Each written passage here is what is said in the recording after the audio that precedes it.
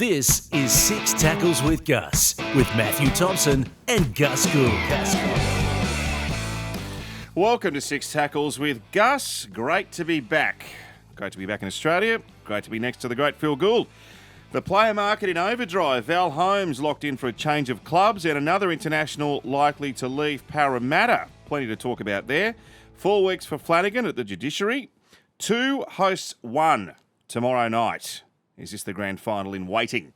Plenty of Ask Us questions and a look at what I think is a fascinating round.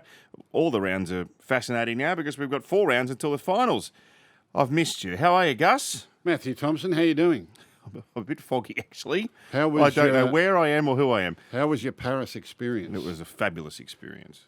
It was a great experience. It's a sport on a different scale than Olympic Games. That's not your first Olympics. It's my first Olympics as a broadcast, a But commentator. it's not your first time going there. So how did France handle the Olympics? France was sensational. It was brilliantly done. I thought the way that they incorporated all the sports around their historic landmarks was just genius. I thought it was very much a television event, wasn't it? Particularly the opening ceremony, with all the spectacular vision of the boats going down the Seine and stuff. They say it wasn't much to look at from the banks of the Seine, but they did it. They were smart. Like you've got to showcase your city, and they did that well. Can you compare it to Sydney? Like, what were the crowds like? Were there a lot of people there from around the world? Yeah. No, it was thriving. And being in the middle of Europe, it's accessible for all the European nations. And movement around was easy. And it was actually. Security was easy. And I'll tell you about security. There was armed military on pretty much every corner with gigantic machine guns. If you wanted to get up to anything over there, you would have ended up on the wrong side of the law. So you had to have ID wherever you went? Yeah, your accreditation. Did you get around to all the other venues? I know you called a couple of events, but did you go around to all the other venues and have a look? I went to, I was there when Nina Kennedy won gold at the Athletics. Oh, did you? Yeah. And Matt Denny won bronze in the discus the same night. What was the stadium like? The Stade de France? Yeah. Fantastic. Was it? 100, mate, brilliant stadium. I've never been. I've been to the Athletics before, but every session was sold out, heats and finals. And I was only thinking, actually, sitting there going, I could imagine this like when there's a big football international or when the French rugby team are playing, it would be off the charts. But that was actually one of the highlights, is the way that the French embraced the games, but also from a spectator perspective. I mean, you'd have seen Leon Marchand watching the swimming. It was off the Richter scale. I'll never forget the reception he received swimming in, and it was one of the greatest Olympic achievements of all time, winning 4 individual gold medals at a home Olympic Games. So they were fantastic. The French, the way they embraced it, and Paris showcased it brilliantly. Did you get up early and take in a fair bit of it? Yeah, I saw a fair bit of it, what I could, and then you usually catch up with the updates in the morning and the replays of all our achievements over there. The Australians did extremely well, didn't they? Did you get a feeling like being in the swimming arena?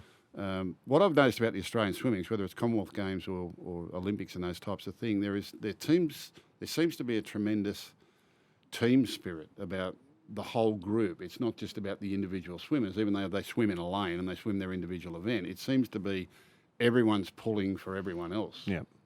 Well, that's been the case for a while now. And you could see how, you were sort of half taking the mickey out of me about how excited I was, but this is a very special team. And I've been fortunate with Ian Thorpe and Gian Rooney and Ellie Cole to cover them over the last 18 months. And you could see this coming. And they are a great unit. So Molly O'Callaghan and Ariane Titmus, for instance, they train under the same system. Yeah. But they're great arch rivals in that 200 freestyle. But they're able to put that rivalry aside and yet still be teammates, and it all sort of works. Where I'm as you know, being involved in elite sport, that I'm sure there's some potential pitfalls there with competitive tension and stuff. But they managed it brilliantly. What was your favourite individual performance? Probably Kaylee's win in the 100 backstroke. Yep. Where that was the one she was under most threat from Reagan Smith. The 200, she was a lock. So she's now the only Australian Olympian to win 4 individual gold medals. Wow. Like in any sport. She's done the double-double, so the 100, 200 at consecutive Olympics. Molly O'Callaghan, so before this Olympics, Ian Thorpe's the only Australian to have won 5 Olympic gold medals. Kaylee's won 5. Molly O'Callaghan's won 5 Olympic gold medals, 4 in relays, 1 in an individual basis. And I don't know about Ariane. She might be 5. But in Kaylee and Molly and Ariane, Molly's only 20. Look, I think when they all retire, they're going to be the 3 greatest swimmers Australia's ever produced, and they're all on the same team together. Wow, really? Yeah. I don't think there's any doubt about that. I mean, Kaylee's...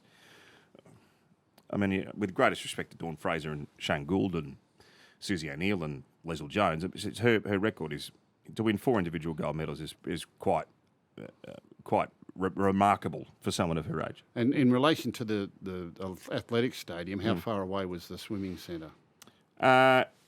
So it was about 15 minutes from... Oh, it's about... Everything on that, the tube is pretty accessible. Like, I'd reckon it was about 20 minutes, 25 minutes from the centre of Paris. So it's all pretty good. You never got to see Jessica Fox live? No. No? They're a bit out of town. Were they? Yeah, the Whitewater Centre was a bit out of town. I have to say, too, I just want to pay tribute to all of my colleagues who worked on the broadcast.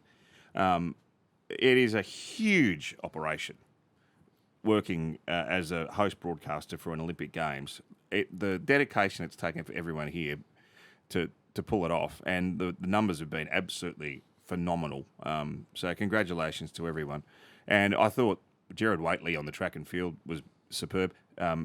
Dave Colbert, just one of the great broadcasters of Australia, but he called Jessica Fox and then went over and did the track and field as well. He worked every day. Yeah. But he called some magnificent sport, and Brenton Speed's been a mate of mine for many, many years. He's as good an all-round sports broadcaster as there is in the country, and Matty Hill did the rowing. Like, we had a great team, and it was great to be part of it. And, brilliant team. They did a wonderful job. Yeah. What were the media facilities like? Where you broadcast from, where you got around to? So at the swimming, it's all open. So you have, what would it have been? Probably 6 tiers. Yep. And just desks. Every broadcaster gets their own desk, so there's no commentary box. You're on an open desk. Yeah. And the swimming arena, so that's the largest indoor arena in Europe, and it's actually a home. So the rugby team Racing 92, that's their home ground. They play at an indoor arena. Yeah. So it seats about 35,000. But what they did was cut it in half, so you had the competition pool and then the warm-up pool at the back. So there was about 17,000 that were able to watch. And the diving was there too? No, the diving's at a different... Is it really? A different aquatic centre. Okay. Yeah. Yeah. But Stade de France, yeah, wow, it's amazing. It would have looked awesome on television back here. Where did you stay? What was your accommodation? Don't go there. No good? Mate, makes Faulty Towers look like a 5-star joint. Yeah, it was a shocker. I could have gone to Faulty Towers. Yeah, Manuel, don't mention the war. But anyway, it was a great experience. Food? What'd you eat? No good? Not really. No? Did you eat French food or, I reckon I had 2 good meals the whole time. Fair dinkum. Yeah. But did you do any touristy things? I walked around a bit. I mean, for 9 days I was doing morning and night, so kind of a bit knackered. But I walked up the Arc de Triomphe, which is about 400 steps. Mate, I was dead sick gassed at the top of that. But a lovely view of Paris. And so you've been to Paris, obviously? No. Haven't you? No. Oh, right. No. Well, where the Louvre is, it's just a big open area with all the magnificent old buildings. It's quite breathtaking when you walk in there and you see the old architecture, and that was pretty stunning. And then the Eiffel Tower lit up at night, and the scene like around that area, it's hard to beat anywhere in the world. But outside of that, it's it's a city, but not much else doing. And did you have any stopovers on the way there or back? Did you take any time off on the side? So I did the 2 open water 10K swims, and I did a bit of weightlifting at the end. And then my wife came with me. We got the Eurostar to London, and I flew out of Heathrow, and I'm glad you asked. I reckon I spent about 8 hours walking around London the last day before I flew out. And London in summer is absolutely glorious. My wife just got back last night. So her and her girlfriends went across I think they went to Italy, they went to France. Yeah. They went to London, and they spent the last 4 or 5 days in Belfast. One of the girls had relations over there. So she was over there at that time. She said it was very hot Yeah, it was warm. Yeah.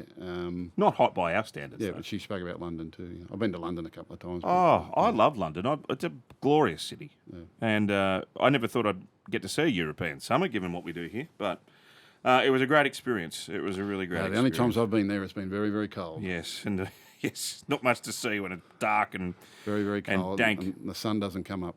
I spent 6 weeks in Leeds once covering a World Cup. Yeah. And I never saw my shadow.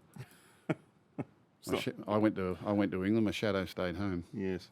But it was great, and it was honestly, from a professional perspective, it was something very memorable to be part of, and well done to the Australian team. They've all arrived back in the big Qantas Airbus A380 today, and I saw the Today Show were out there chatting with everyone. They did the nation proud. They were all, and do you know what's funny? Who would have thought BMX would get you excited? Yeah. I like the ones, the Olympics. The Olympics. I watch as many events as I can. I love the weightlifting. I love the boxing. I love the cycling. I really like the cycling. I like the cycling and equestrian. I didn't see any equestrian this year. Was there equestrian there? Yeah. I didn't see any.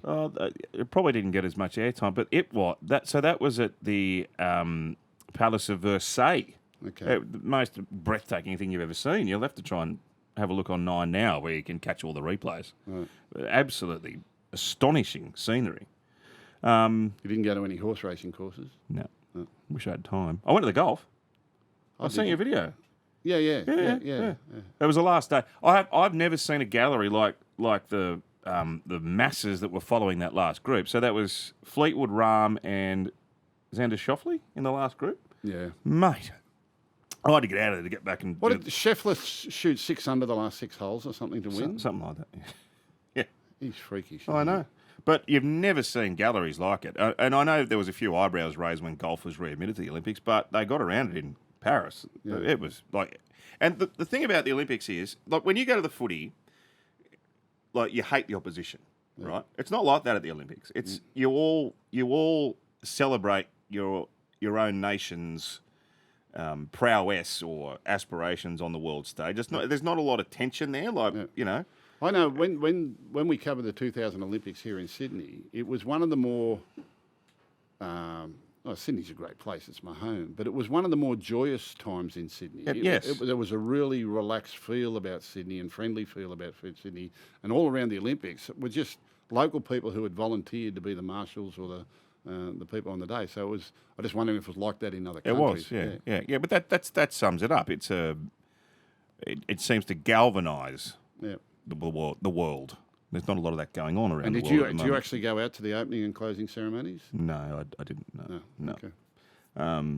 No, I didn't. I left before the closing ceremony. So Tom Cruise was in the closing ceremony, was he? Yeah. Yes, he had a part. What did he do? Was it Mission Impossible sort of Not stuff? much. Was it? Did he? Well, what did he do? What? Oh, right. Jumped on a motorbike. Ah, okay. So that's bringing LA in. Did he have a stunt man? No, that was him. Did it himself? Although I've seen, he's had a bit of work done, Tom. I barely recognised him when I saw him in the paper. There might be 2 of him. Yeah. What's been happening while I've been gone anyway? Not much, mate. Bit of rugby league football. Been happening? Usual life in rugby league. Yeah. So I've just did a little whip around about what's happened over the last 4 weeks. My observations. What's going on with the scores? There's a million points being scored. Been some very, very high scores. Why? Regularly. Oh, I don't know. Just think probably the way it's refereed, the way it's played. It's, I don't know. The defence hasn't been a big priority. Some big high scores. Yeah. A lot of people find that entertaining. It'll be interesting to see how the last month plays out and how the finals play out as to whether or not things get a little bit closer. When the top teams play each other, we've had some big scores too. Like usually they tighten up a little bit. It'll be interesting to see this sort of grand final rematch preview type thing with Melbourne, and they're the 2 best sides in the competition. They play this Thursday night. Be interesting to see how that plays out. What sort of game that looks like. It's pouring outside. Yeah, and it's always a bit damp at Penrith this time of year anyway. And both teams where they are at the moment, I think should be a fairly tight affair. But I mean the Panthers Parramatta game the other night, you had to be there to believe. I was watching it. I was watching it at our office at the International Broadcast Centre. Yeah. What happened there? My God. Yeah. It's bizarre. It was incredible. I was working on the panel. Yeah. And I wasn't calling the game, but I was working on the halftime post-match. So we had to do a post-match panel, which we didn't get much time for. But so they asked me to go down to get ready for that. And I go down, and Penrith are down by 14. And as I get down onto the field to walk along the sideline, Penrith score alongside the post. And Nathan Cleary comes back quickly to get the conversion because there's not much time. And I actually walked past the Panthers team manager, Jason Wrigley, who I knew really, really well. I slapped him on the backside and I said, "You're not out of this." He said, "Do you think?" I said, "You're not out of this." Did you watch the grand final last year? And there was only like 5 minutes to go. Yeah, I know. Penrith come down the other end and put up a kick, knocked it back, tapped it over in the corner. Nathan's missed the goal from the sideline, but they're 4 behind. And then there's like a minute to go or 2 minutes to go when they kick off. They've kicked off, they've taken up. And Penrith, the thing about Penrith, they were running as fast at the back end of the game as they were at the start. Parramatta weren't. Parramatta were running on empty, and they put that play down the right-hand side, and Isaac Tungo scored right in front of me. I mean, he would have nearly slid into my feet. I was sitting on a seat right in that in goal there. And so I had a really good view of Nathan's conversion kick from the sideline. He never looked like missing. And then we had the drama of the short kick-off and Gutherson getting a penalty attempt to... oh, that's right, yeah. He had a penalty attempt to level the game up. Now, he had one from that exact spot. Was it this year or last year? From that exact spot. Yeah.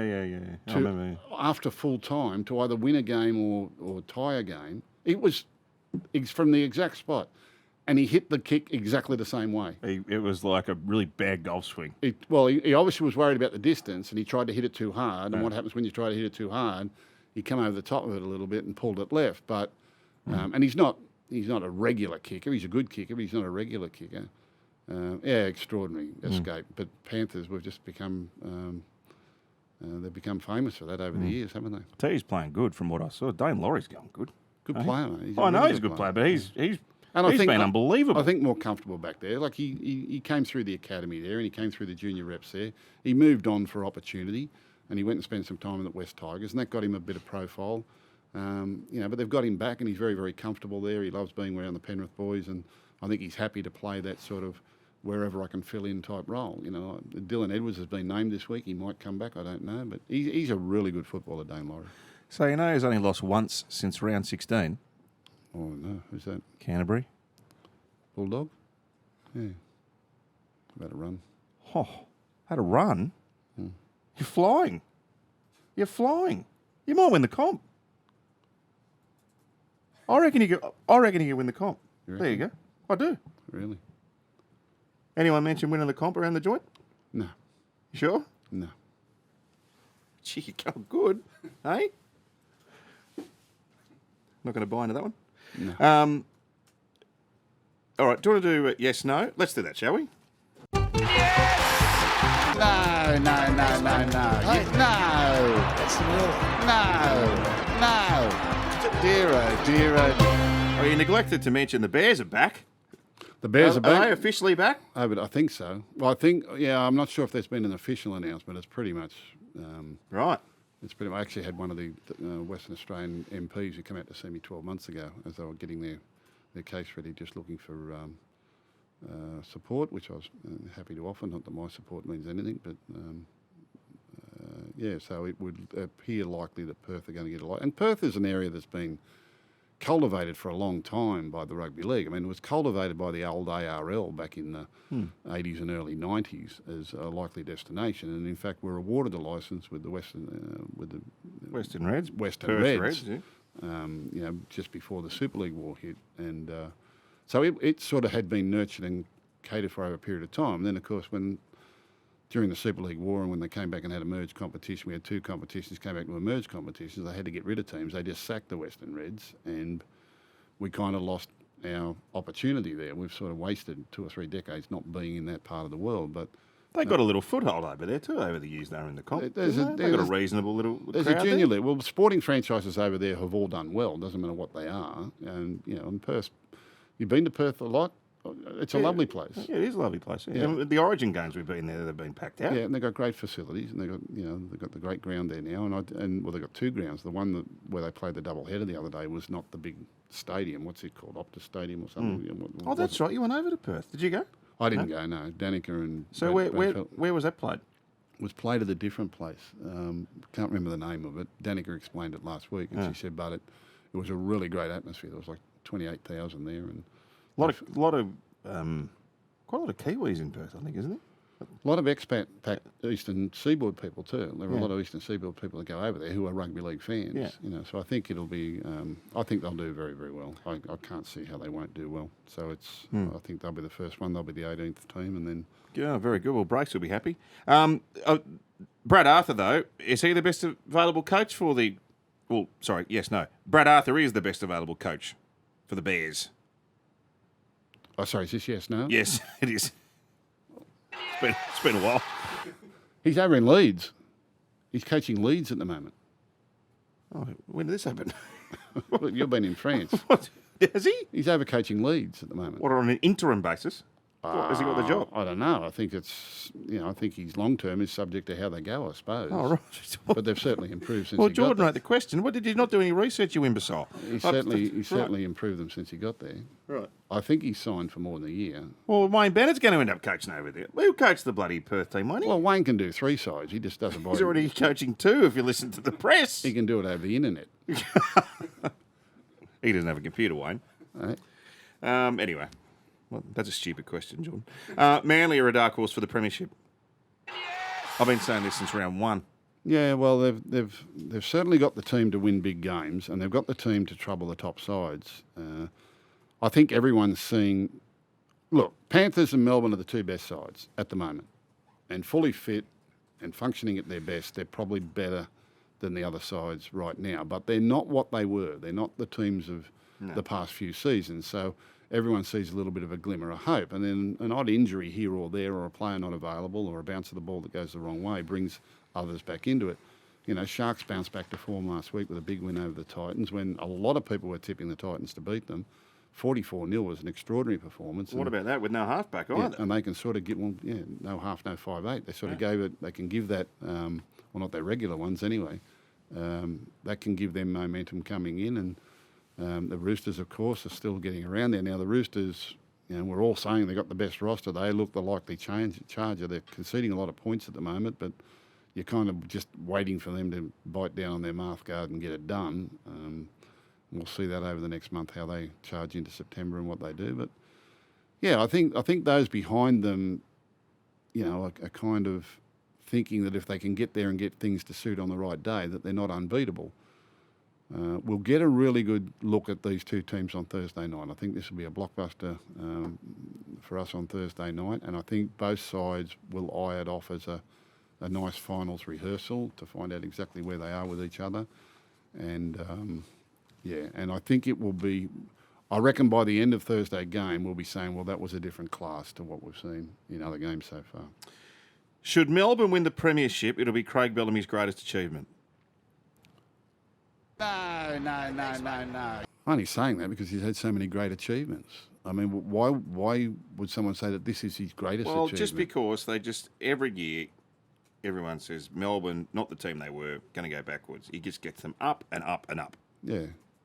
Yeah, but he's done that before. I wouldn't call it his greatest achievement. It'll be a wonderful achievement if they can win it. They are leading the minor premiership. They do get a chance to shore that up this week. They played last Friday night or Thursday night. I called the game with them and the Rabbitohs. And they've been clunky for a few weeks. Now, that can be for a few reasons. Munster hasn't played a lot of football. He's got to come back into it. They've had some team changes. And, because they were so well clear in the minor premiership race and the finals are coming up, maybe they've gone to a heavy part of their training program and they'll lighten off and taper off come to the finals.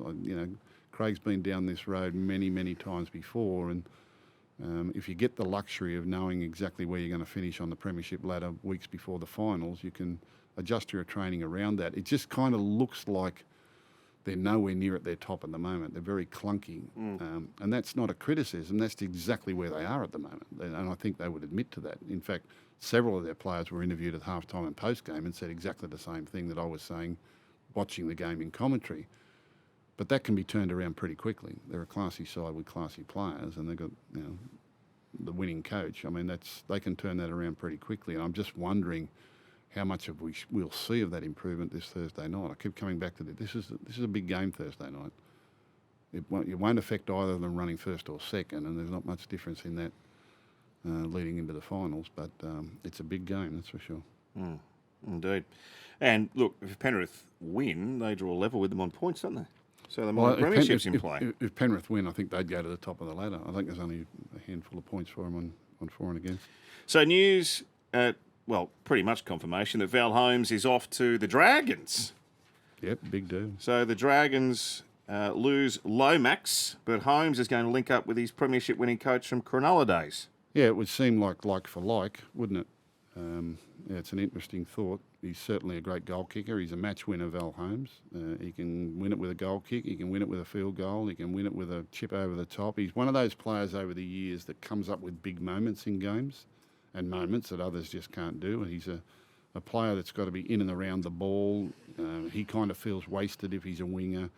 Even in the centres, he kind of doesn't like to be, locked down.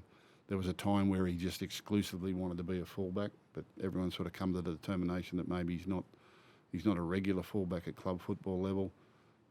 He gives side great versatility, and I don't know what happened at Dragons with Lomax. Lomax was on an extraordinarily big deal, and Lomax was pushed to the wing. There had to be a reason behind it, and it couldn't have just been because they thought he was a good winger, because that's a lot of money to be paying a winger. It's been a great move. And I think Lomax has performed extraordinarily. Lomax has proved everything that I ever believed about him, that he's an Origin-class player. Not only did he perform well for the Dragons, but he's performed well at the interstate level as well.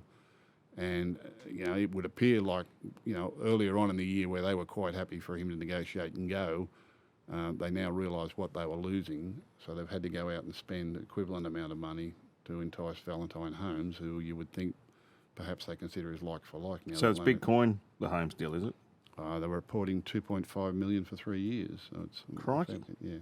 Wow. He was on a back-ended deal. Remember, he signed a big 5-year deal at the Cowboys, and he was going to be their fullback at that time, which didn't work out that way. But he's been on a back-ended deal, which means there was more money in the final year than the previous years, and that started to strangle their salary cap a little bit. So they've had to square him up, and they've had to contribute something. And his preference was always to stay in Townsville, born and raised in Townsville. When his career's over, he'll go back to Townsville and live. That's where he and his wife and his family are, and all their extended families. So it's business. He's got to look elsewhere. He's still got a unit in Cronulla from his days where he played there, and that's where he was going to live. And St George makes sense that he goes and plays with them. So it's a good buy for the Dragons. And Val Holmes will play out his football career there, and then he'll head back to live in Townsville. So Jack Bird's on the out of there, isn't he? Did they say he can leave? Have they given him permission to negotiate? There were reports he'd been permission to negotiate and go around. There were some, in clubland we get notification from managers that some players are searching around, and some of them are sort of done on the quiet, and some are officially, look, we've been given permission to negotiate with Jack Bird. But there was an email I saw a couple of months ago where he was on a list of players that were available into the future. He's had a rugged run with injury, in his career, and but he was playing good this year, and he got hurt again this year, didn't he? Got hurt again this year. He's come back. I think he's back now. I think he played a game in reserve grade last week, and I'd imagine he'll be the likely replacement at 5'8" now for the suspended Kyle Flanagan. So, it's a timely return now because they're walking the tightrope towards the finals, and four games coming up. They need to win those. So, Jack Bird's a quality player. He was a representative class player at his top, wasn't he? So I'm not sure whether he's still available to be moved, but what we do know is that Valentine Holmes will be playing with the Dragons next year. So Parramatta have given Regan Campbell-Gillard permission to leave at the end of the year. This isn't entirely surprising. There's been a little bit of talk about he and Junior Polor, given that they're probably closer to the end of their career, certainly than the start. I don't think they'd let both go. I think they might allow one to go. I don't think they'll let both go. They've got a new coach now in Jason Riles, who's putting together a new staff, and he's looking at the roster. I had a coffee with Jason just after he was appointed, and he was quite hopeful of keeping Blaze Talangi. Blaze has ended up signing with the Panthers, so he's probably had a little bit of a rethink there of what he thought the side would look like. But New coach, new ideas, freshen up, try and... It's the thing about teams at the moment. I've been saying this all year. Like, all right, we've got some salary cap issues. We need to free up some talent to buy some talent. Well, it's not so easy to free it up, and there's not much out there on the market to replace it. Well, that was what I was going to say to you. Thing. A lot of Parramatta fans saying, we need to rejuvenate this team. A lot of guys have been there a long time, particularly in the forwards, but it's easier said than done, isn't it? You've got to find troops to come in. Well, look at the Roosters. Look at the talent that's going out of the Roosters leading into next year. And people are saying, well, who are they going to buy? Well, there's none of that ilk of player on the market to replace those. They went in for David Fafita and missed him. They went in for Dane Gagai, I believe, and missed him. Right. They were in the fight for Stefano Otukamano. So they were kind of looking at those sort of whatever quality player came on the market. Sorry, they were trying to sign Stefano, were they? But The Roosters, Stefano. I believe they had a conversation. Yeah. Fair dinkum. He wants about $1 million a year. Who? How could they afford him? I don't think he signed for $1 million a year. Has he signed anyway? Yeah, he's Melbourne Storm. He's gone to Melbourne. You have been in Paris, haven't you? Last time I read, you were talking to him. He's a Melbourne Storm. Right. Yeah. Look, and what's on the market is extremely expensive. That's just supply and demand. Yeah. Because whatever comes on the market, like Stefano had 6 or 7 clubs chasing him, so that's what drives the price up. Yeah. And it's the same with everyone else. I mean, if a halfback came on the market now, he'd be virtually able to write his own ticket. Front rowers have got extraordinary money. Like earlier in the year, Adam Fanua-Blake became available. Yeah. Extraordinary money because the supply is not there. And if your club hasn't been working on development and bringing younger fellas through, and this is even for us at the Bulldogs, it's sort of like we're now wrestling with what our future looks like so far as recruitment of talent from the outside or giving our academy system, which we've put a lot of time and effort into, in what it produces over the next few years. And my view is always to be patient. Mm-hmm. It's easy, and particularly this year where we're having a good season. It's kind of easy to rush out and get ahead of yourself, But I'm more patient. I like the system to work, or the system that's going to sustain them for a long period of time. So I'm more inclined to be patient and reward those that do a good job for us now, and extend those that are doing a good job for us at the moment, and look for the academy system to do its work over the next 5 or 10 years and produce talent. And then every now and then, when that real good marquee player comes on the market that's a good value, you're hopefully in a good salary cap position to do it. And I think most clubs are now getting around to thinking that way. The first thing is they think they've got to remove talent to free up some salary cap space to buy something. But if you free up talent, you've got to make sure there's something to buy, or you've got something coming through the system. And that's, it's the conundrum for a number of teams at the moment. And the flip side of all this with Talangi, he's ended up at the Premiers. What about that for a signing? Yeah, well, that's our system. So he'll shoot the lights out there. Melbourne have bought Tukamanu from the team running last. I know. And the team that won the Premiership, the Panthers, have brought Blaze Talangi from the team running second last. Yeah. Having said that, the Panthers, who have won the last couple of comps, have lost Kick-Ows and Crichtons and Coruscaws and those sort of blokes as well. So it kind of works both ways. But it's still, when they've got the money, it's easier for those top clubs to pick away at the best players in the bottom clubs. Yes, which kind of contradicts the whole notion of salary cap, because it's supposed to be a talent equalisation tool. Well, salary cap does not equalise talent. It dilutes talent. I've been saying that for 30 years. It does. It dilutes talent. It doesn't equalise talent. The only way to equalise talent is to have some sort of measure over how players move between clubs, which is the old draft system, which was proven illegal years ago, but every other sport in the world seems to be able to do it except us, because we're a selfish sport. We're a self-interest sport. We have self-interest people in our sport. But that's a hard pill, though, isn't it?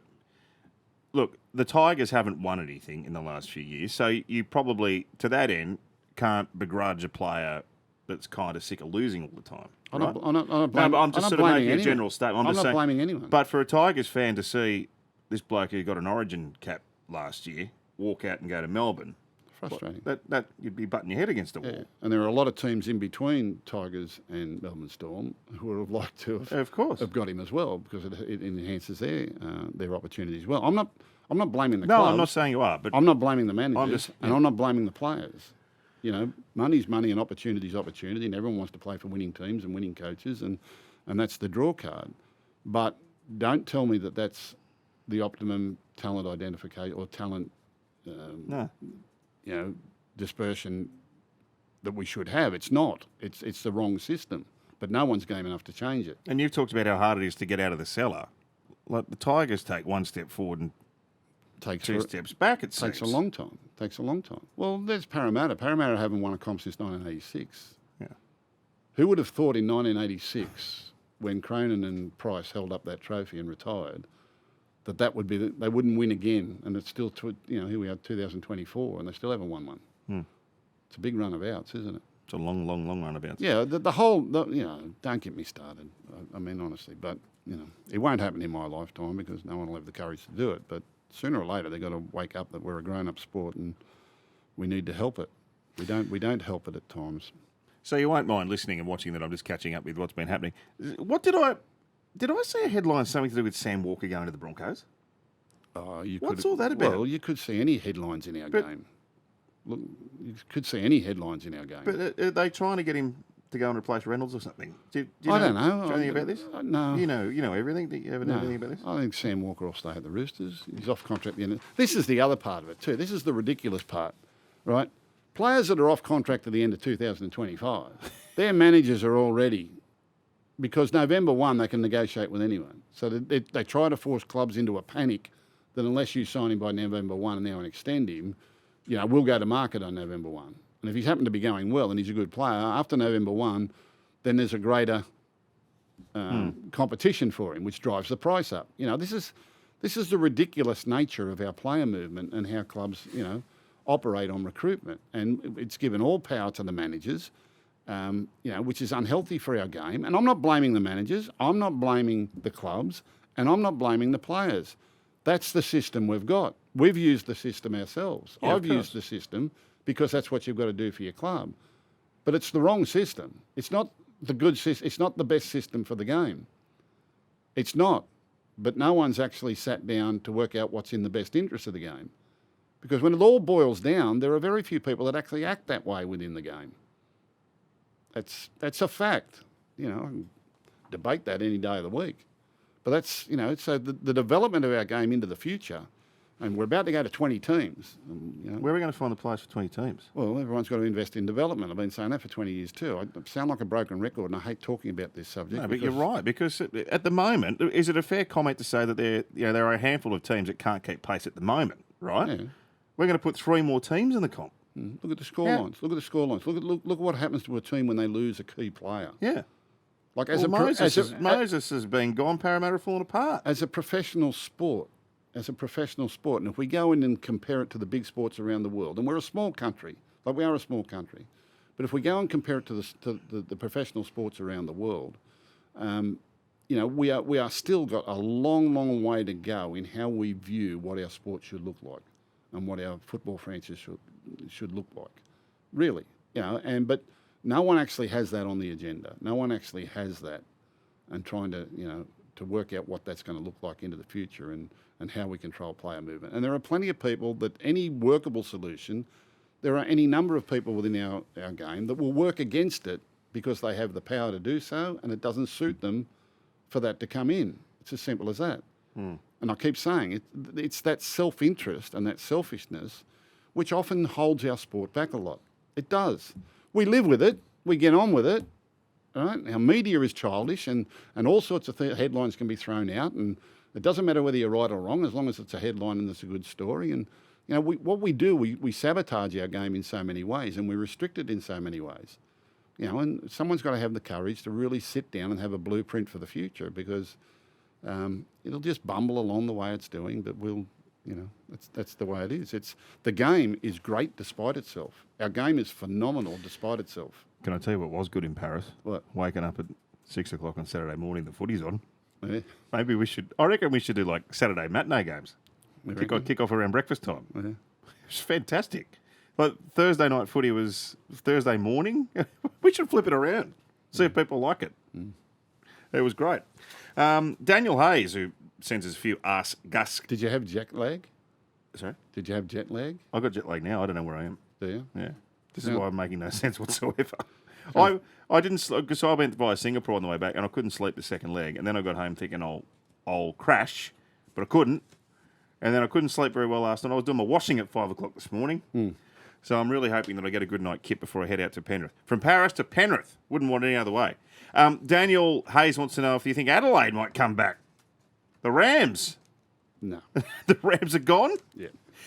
Steph wants to know if we've taken what constitutes a professional foul to the nth degree. I'm seeing a lot of common fouls sin bin. Well, actually, I've seen a few that should have been sin bin that haven't been. Are they professional fouls or common fouls? Just because there's a try-scoring opportunity doesn't mean the foul is professional. Well, actually, that is kind of the definition of it, isn't it? Yeah. What's the name of the... Steph. Steph? I think it's Steffi Graf. Stephanie's trying to upset me. Stephanie's trying to It might be Stefan. incite me into comment. Why? Because Have it you been is. blown up about this? No, I don't. But it is. We are, our rules and our refereeing is getting pedantic. We're out of control at the moment. But they've got to rein it in, and they will come the finals. It'll all be different again. So, but we do lose control at different times during the year. That's just me watching the game and how it plays out. Zach wants to know if this is the final year of the Roosters Premiership window. Whatever. Well, no, but I guess in the immediate term. But they've got quite a high turnover of players from this year to next. It's been happening. Well, they've been to 4 grand finals in a row. They've won 3 premierships. No, the Roosters, not Penrith. Oh, Roosters. Roosters. Oh, their current... mate, they've got some really good kids coming through. You take a line... Like the Bulldogs at the moment are the youngest team in the NRL, and they're the least experienced team in the NRL.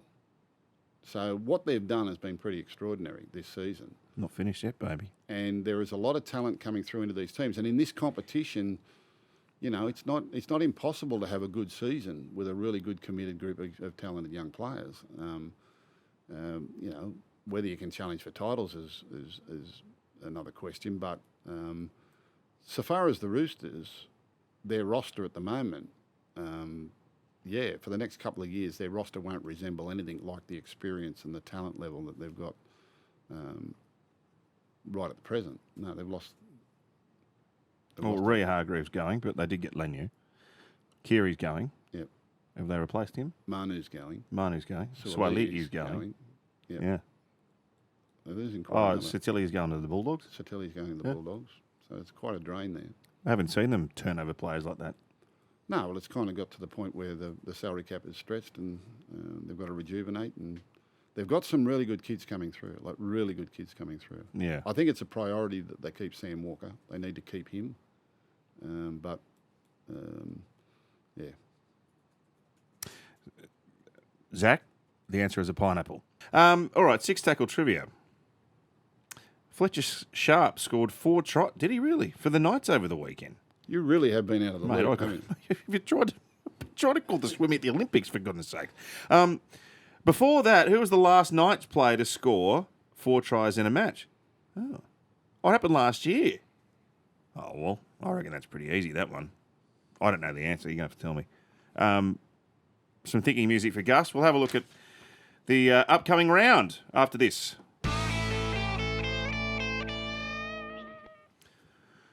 Okay. Well, you're going to get this. Who scored 4 tries for the Knights last year? Well, my most obvious thought would be Dominic Young. Correct. Yeah. There was a game where they played Manly and the left winger scored 3 tries in the first 20 minutes. I don't think he got a 4th. Marzu? Marzu. Yeah. Yeah. Yep. But I think Dominic Young would be my obvious selection. Correct. What's happened to Newcastle this year? They've been funny, haven't they? They're not out of it, mate.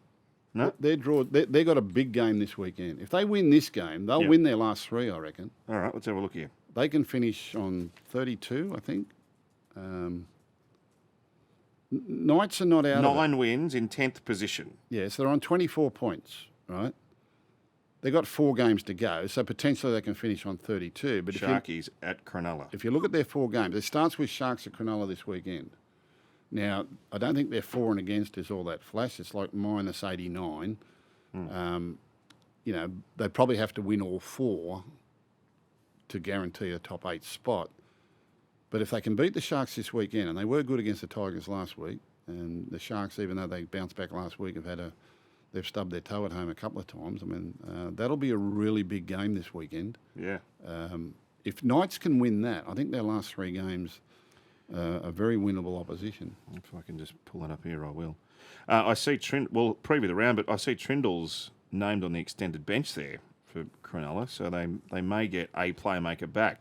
That's a big effort with Brayley playing halfback and McInnes at hooker and just towel up the Titans. Well, how do you predict what the Titans are going to do? I mean, really, that was just... Newcastle play Souths next week. And I think they play Parramatta. Newcastle will play Titans. Or Titans. Then they play Dolphin. Oh, Dolphin. Mm. Oh, well, At home. they're all winnable. Yeah. They're all winnable. Well, they might make it yet. Yeah.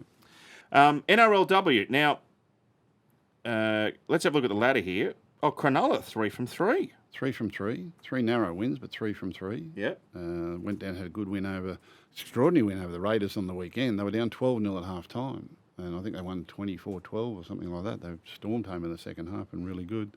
And everyone else has lost one. So West Tigers are yet to win one, and Sharks are yet to lose one. Everyone else has won 1 or 2 games. Okay. And the form's been a little bit up and down. So they're pretty competitive. They can all beat each other from what I've seen. But Sharks have been impressive, and West Tigers, despite losing all 3 games, haven't been that far off the pace either. Good to see Parramatta up in 3rd position after a bad season last year for them. They've been terrific, actually. Yeah, they beat the Broncos in round 1, and the Broncos have only won 1 of 3. And Broncos are usually a powerhouse. Roosters are there again, of course. The Knights, I thought the Knights surprised me. They lost last week. A really good win by the Dragons over them. So it's a competitive competition, really competitive. All the sides are pretty good. 10 teams this year, all the games here on 9. And, of course, the NRLW Weekly Podcast with our colleagues Marley Silver and Ruan Sims is back, so you can keep up to date with everything happening in NRLW, and that's thanks to Light and Easy. Let's have a look at round 24. Penrith versus Melbourne tomorrow out at Penrith. Now, for the Panthers, Dylan Edwards has been named on the extended bench, as has James Fisher-Harris. Haven't seen Edwards since Origin 3. Fisher-Harris has been gone since the victory over the Dragons. So, as you generally say, if they're on the extended bench, they're a good chance of playing. And I reckon they need them in because that bench is looking a little skinny for Penrith at the moment. Talau, Eisenhuth, Patea, Cole, but Edwards and Fisher-Harris coming back would be a big boost. They've got no Martin through suspension and Sorensen's injured as well. Yeah. The thing about Panthers, though, they've got a lot of 80-minute players. They don't rely on interchange to get them through the contest in any position. Most of their players can play long minutes when needed. They play them shorter minutes just to save them up for the back end of the year. I think, from what I've seen recently, Panthers will probably win. I don't think either side is in super red-hot form at the moment compared to what we've seen in previous seasons or even at different times this year. I just had a feeling the other night the Storm were clunky and they knew they were clunky, which that's a good thing. They kind of admitted it, that they were clunky, and they kind of admitted that their combinations haven't gelled yet. And what I saw was a lot of mistiming and a lot of overrunning or underrunning and just little things that said to me they're just out of sync at the moment. They're just not in sync at all. But that can be fixed.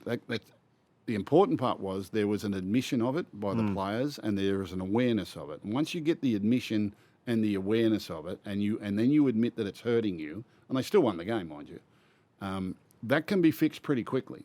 And one of the things that Ryan Pappenhausen said when he left the field, he said we need to simplify it and grow from there rather than trying to do it at the top end. And so I think what you'll see is a more simplified approach from the Melbourne Storm in this game.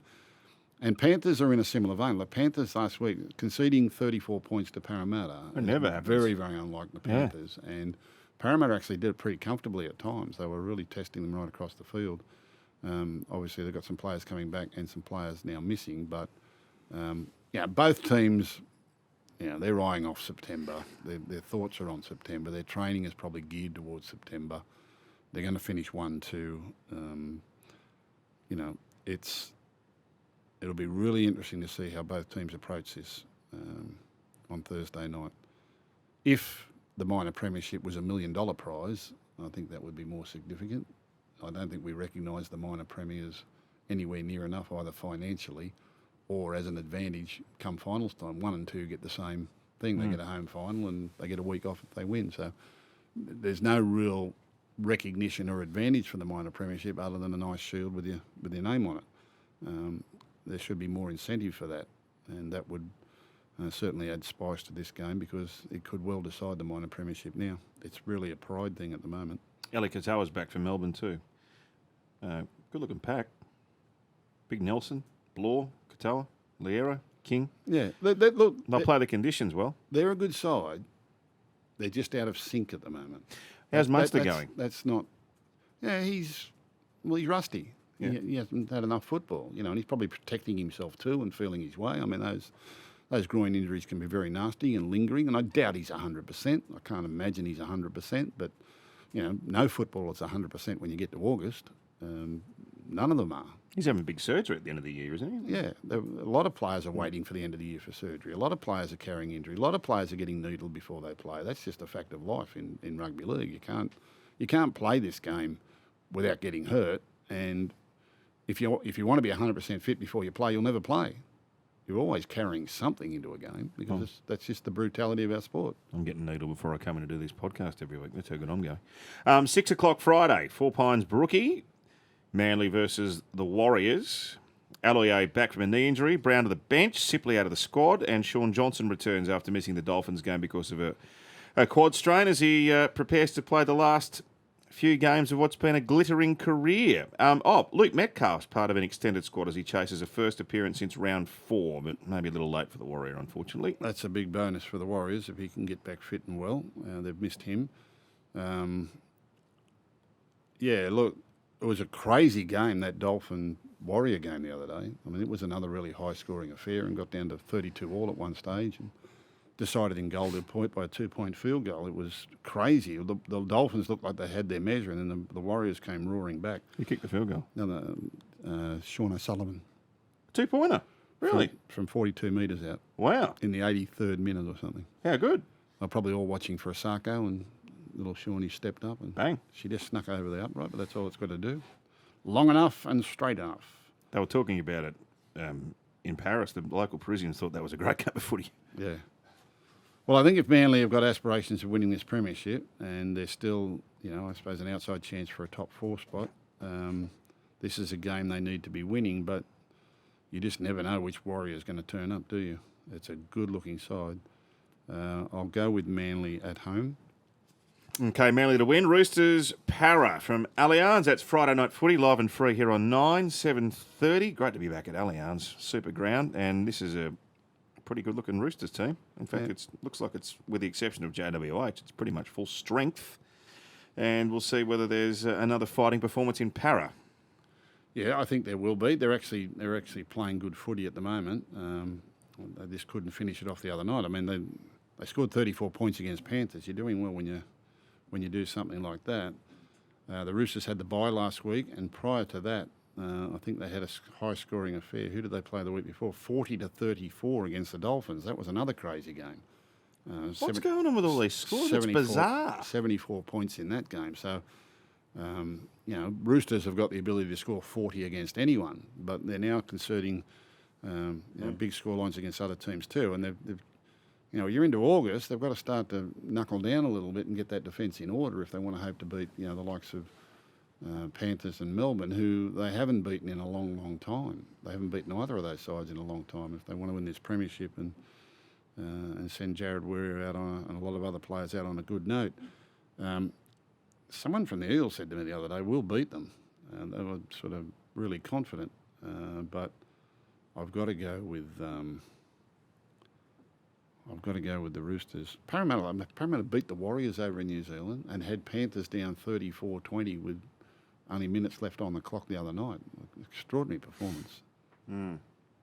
It'd be a good one. But I think the Roosters will finally knuckle down and get it done. I think that's what we're all expecting. 3 o'clock Saturday. Bulldog, Dolphin. I'm trying to find famous residents from Bundaberg, Gus. Mel Meninga. Was Mel from Bundaberg? Don't think so. That can't be right. No. Don Talon, former Australian wicketkeeper. Jack Dempsey, politician. Yep. Surely there's more. Yep. Anyway, are you going? No. Oh, right. No. Salter Oval, Bundaberg. Yeah, it's cricket oval, the middle of Bundaberg. Okay. Cricket formation. Bulldogs have been there for the last 2 years, and this is the last year of a 3-year deal. So, not sure what the future holds there, but It's going to be hot. it's virtually a home game for the Dolphins because Yes, it's their area. So, So how? I don't even know where Bundaberg is in. Is it Sort of very just- much inland or just south of Harvey Bay, I think. right? It's on the coast. It's on the coast. right. Yeah. Okay. Yeah. So Jamin Salmon's in, hasn't played since round 18. Lipoi Hopoi, who's been super since his debut, goes to 18th man. And for Dolphin, Nichols is out. So a lad called Lachlan Hubner is coming in to play his second career game off the bench. Tough game. They're going well, the Dolphins. Got a lot of points in them. All right, Cowboys Raiders. Speaking of points, might be 1 million points here. Queensland Country Bank Stadium. Now, the big news is that on the eve of the finals, which the Cowboys, I'm sure, are planning on featuring in, they've dropped Chad Townsend. Yeah, extraordinary what happened last week. I mean, I can't explain what happened last week. The previous 2 weeks or 3 weeks, Brisbane Broncos had been pretty much flogged by everyone they'd played. I mean, flogged. And things were looking fairly dire there. They go up to Townsville in a game where the Cowboys, if they win it, are really knocking on the door for a top 4. Cowboys lead 18-6 only minutes before half-time. Yeah. 18-6. Yeah, I know. I actually watched a bit of that. 18-6 minutes before half-time. And I didn't bother watching the second half. Well, What about that? And Broncos just scored 36-0 in the second half. I've never seen anything like it. Katoni Staggs produced one of the best halves of football I've ever seen from any individual. He was phenomenal, absolutely phenomenal, and virtually lifted them across the line. I mean, they had a lot of good players, but I can't explain the Cowboys' performance. I can't. They can turn it up, the Cowboys. I don't know about that, but I just couldn't explain how that happened to them. So the halfback's got the flick because of it. Yeah, well, he's going at the end of the year anyway. He's going to the Oh, that's Roosters right, he next is year, too. so maybe. Oh, that's right. They've signed him too. And Jake Clifford's back. Jake Clifford been injured, has he? He's been away for a while. Well, Played in round 17 is his last game against the Panthers, but he's been sort of a backup for them. yeah, Raiders. I thought Raiders were really good against Bulldogs at Belmore a couple of weeks ago, in front of the big crowd there, and then went home. And I thought they were rather disappointing last week. They were beaten by a big score by Manly, who just ran roughshod over them. So two teams coming off big losses, and Raiders have got to go all the way from Canberra up to Townsville. We kept looking at Cowboys' draw and how good it was, and so many home games. And there was a game last week they were probably expected to win, and I can't explain what happened to them in the second half. I can't explain it. And I think they got the bye the week after, so they're going to have to live with this result for a fortnight. I don't know. I'm going to go Cowboy. I saw an image online last night of another secret meeting of yours. What was that? Red-headed bloke. Did you have a secret meeting with him? I think there was a photo of Corey. There was no photo of me. Oh, right. Yeah. You weren't. Were you not meeting him? Or did he just come up for the renowned yum cha? It's very good there. Yeah, I don't know. I don't know where the photo was taken. Yeah, right. But it was him. I don't know. I assume so. I haven't seen the photo. So you obviously didn't meet with him then? Eh? You didn't meet with him? I wasn't there, no. Yeah. Right. Wonder who he was meeting with. Where was he? Somewhere in the Leagues Club, apparently. Canterbury Leagues Club? Yeah. Oh, good on him. Yeah. That's good Chinese, eh? Yeah, that's maybe he drove up from Canberra because it's really, really good. West Tigers Rabbits, Campbelltown, Saturday night. Thoughts? West Tigers Rabbits. West Tigers Rabbit. They're going to win one, Wes. They're going to win one. I feel so sorry for them. They're going to win a game between now and the end of the year. This is one they can win. Rabbit were pretty good against Melbourne. The scoreline probably didn't reflect their effort or their closeness in winning that game. Melbourne had to pull out some stops late in the piece to get the money with them. I'll go with Rabbit. Mm-hmm. I was talking to Emmanuel Macron over there. He's a big West Tigers fan. He's very disappointed with how things have gone this year for them. Dragons, Titans down at Wynn Stadium, Wollongong. So Flanagan's gone, having been named at 5'8". So Bird's on the bench. Where's I thought Marshke might have been an option for them, but he's not been named in the squad. Well, Marshke played earlier this year when Ben Hunt was in Origin. Yeah, and went good. So maybe he's hurt. And Marshke's more a 5'8" than a halfback. He came in and played halfback with Flanagan. I think he played the night they beat Penrith during the Origin series. Penrith were out their Origin players. Yes, he did. He played that night. Marshke's a pretty heady player. It'd be interesting to see what they do there. I can't fathom the form of the Titans. I just don't. They were playing really well, and scoring a lot of points. And then all of a sudden, 44-0. I know. 44-0. I can't. What happened? I know. What happened there? Now, is this being played at Suncorp Stadium? Why? No, it's in Wollongong. Yeah, it's an error here. There's been a few errors today. Yes. I'm going to go Dragon. That was just a little curveball there for those of us that are suffering from jet lag. And Sharks Knights, Sunday footy from the Bermuda Triangle, baby. Mm-hmm. So Ponga, fullback. Now Crossland's been playing halfback for the last. They have not settled on a halves combination all year. Cogger's back on the bench. It's dead set musical chairs in the halves at Newcastle. Yeah, they've changed a number of times during the year. Look, like I said, this is such a big game for the Knights, and there's a belief that if they can win this one, they can make the 8. They can win their final 4. And we've looked at the draw, and they're games that they certainly can win. And they can lose them too, but they can win them. Their effort last week was professional without being dominant over the West Tigers. They did. They knuckled down and got the job done. Sharks, the 44-0 just came out of nowhere because they weren't travelling that sweetly, but back at home and still trying to hang on to that top 4 spot.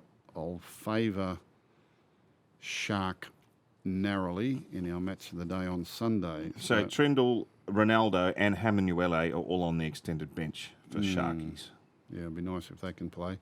So Panther to beat Storm, Sea Eagle to beat Warrior, Rooster to beat Eel,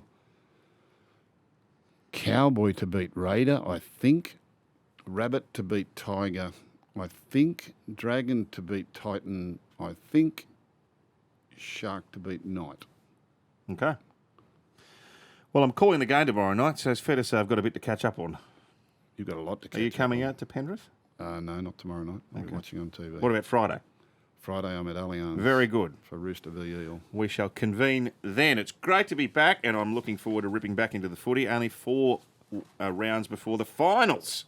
We are heading quickly towards September. Good to see you, and I'll chat to you next week. This year, NRL on 9 is your one-stop shop for all footy. That's right, Freddie. Not about the highlights. Action. 7 days a week. Billy and Gus podcast, get that on your drive on the way home. Immortal Behaviour. Grab a seat on the couch for that. And, of course, my favourite, Freddie in the 8. The best footy brains, the biggest games. Don't trust the algorithm. Subscribe to NRL on 9 and get all your entertainment there.